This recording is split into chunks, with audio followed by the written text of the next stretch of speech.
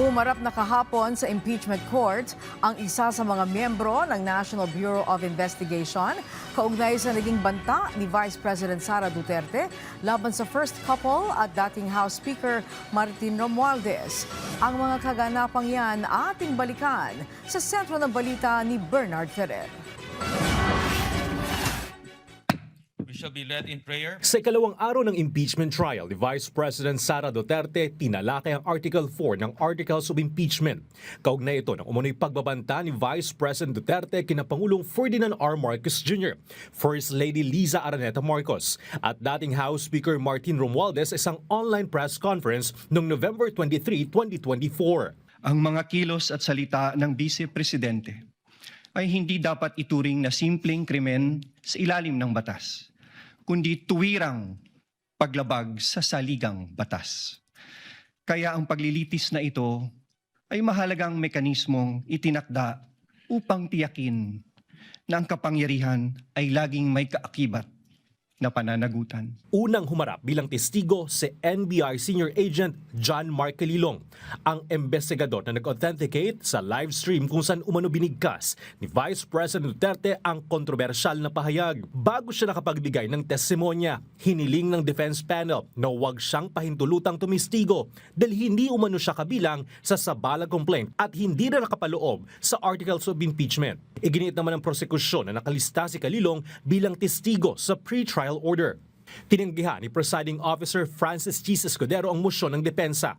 Sa kanyang testimonya, ipiniliwanag ni Calilong ang proseso ng pagpreserba at pag-authenticate sa video ng online press conference si Vice President Duterte. Ayon sa kanya, nagsumite ang NBI ng preservation request sa Meta, gumawa ng screen recording ng video at nag-generate ng hash value para matiyak na hindi na bago o na-edit ang digital file bago ito ipresenta sa impeachment court. Iniharap din ng prosekusyon ang mga screenshot, printouts ng preservation request sa Meta, certified copy ng affidavit ni Calilong at iba pang dokumentong nagpapatunay na tinanggap ng Meta, ang parent company ng Facebook, ang nasabing preservation request. Nagkaroon din ng pagtatalo ng hilingin ng prosekusyon na ipalabas ang 2 minutong bahagi ng video kung saan umano ginawa ni Vice President Duterte ang mga pagbabanta. Iginit naman ng depensa na dapat ipalabas ang 2 oras na online media briefing para maipakita ang kabuang konteksto ng pahayag. Matapos ang ilang palitan ng argumento, na ipalabas din sa impeachment court ang 2 minutong video bilang pangunahing ebidensya ng prosekusyon.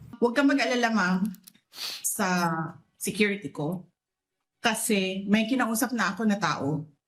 Sinabi ko sa kanya, kapag pinatay ako, patayin mo si BBM, si Liza Araneta, at si Martin Romualdez. No joke. Tinanong ni Senator Judge Risa Ontiveros ang prosekusyon kung bakit itinuturing na mabigat na batayan para sa impeachment ang umano'y mga pagbabanta ni Vice President Duterte. Tugon ng private prosecutor, ipinakikita umano ng mga pahayag ang umano'y planado at sistematikong balak na ipapatay ang Pangulo at iba pang opisyal. Yung pagbabanta ng Vice Presidente sa buhay ng Pangulo ng Republika ng Pilipinas, hindi po yan normal.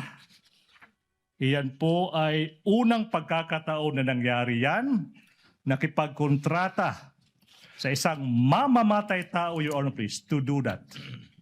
Even without going into the question, is that a criminal act, Your Honor, please?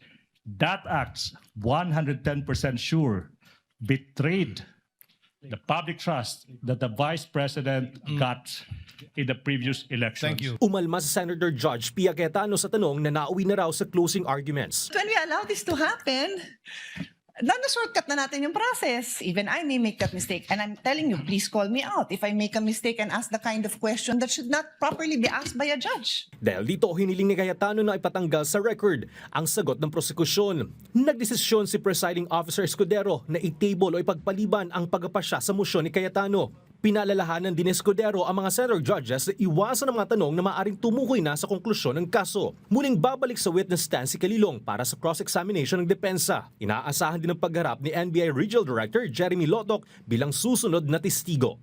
Bernard Ferrer para sa Bayan.